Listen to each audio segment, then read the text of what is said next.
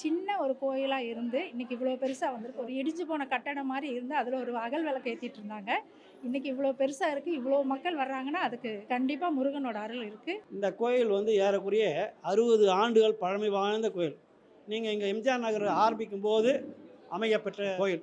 இந்த கோயில் முதல்ல வந்து முருகர் பெருமாள் மட்டும் தர்மகர்த்தா வீட்டில் தனியாக கும்பிடப்பட்டார். பெரியவர் வந்து முருகரை உங்கள் வீட்டில் தனியாக கும்பிட்டாக்கா உங்களுக்கு மட்டும்தான் பலன் கிடைக்கும்.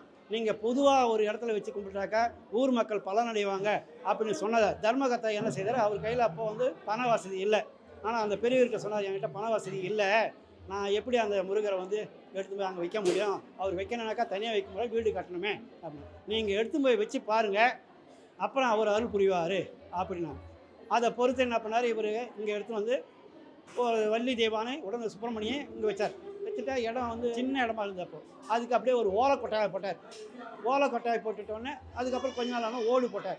அவருக்கு அப்போ வந்து புத்திர பலன் இல்லாமல் இருந்தது.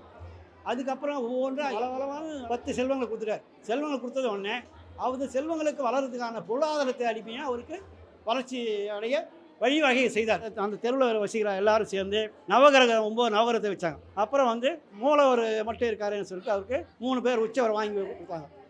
இதில் வந்து தெருவில் இருந்தவங்க அவங்களுடைய ஒத்துழைப்பினால இன்றைக்கி வந்து எல்லா இதுவும் இருக்குது.